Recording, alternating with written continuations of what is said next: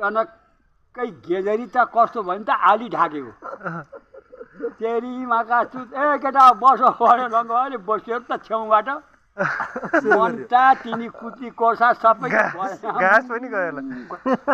machinery चपाएर जाने खाइयो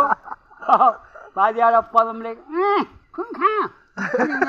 पैसा अझ खान्तिर गने आँटो खा भन्ने पदम पानीले फोन गर्नु होइन त भाइ त्यहाँबाट त्यहाँ आइयो हाम्रा थापालाई यो भात पकाउँछ यी बरे हाम्रा थापाले पकाउँछ यार भात मऱ्यो यार गएर खायो होइन भात अरू बाबुले भात पकाइदियो भने भात पकायो बिहान हग्दाखेरि त त्यो गेजेरीको निर अलग खस्यो हरियो बाँदर झैँ पुत्ली खोर्सा खस्यो न सुटी खाने खस्यो बिहान हेरेर अरू अन्न एक दिन 7 बजे आएको थियो यहाँ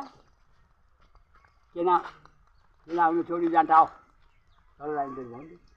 तँ गाडी भात खाएर दिने के त गर्न आउने भनेर रङ्ग गाडी भन्यो ए होस पाएर बोल्यो रङ्ग होस पाएर तँ बोल न पैसा हुन्छ नि हामीलाई प्यार गरिस् पैसा पालेपछि एक गाँस आटो भात हामीलाई दिइस्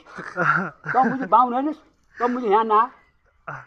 थर्काइदिइहाल्यो लङ्केले गाडी थर्काएपछि बल्ल म्याउ गऱ्यो अरू उसले आमा थापाले भन्छ अब जे भयो भने त अन्न त दिनु परेको गाडी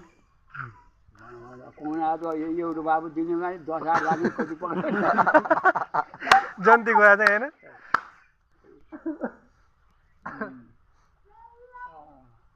हाम्रा थापाका कसौड्या यति भात उठेर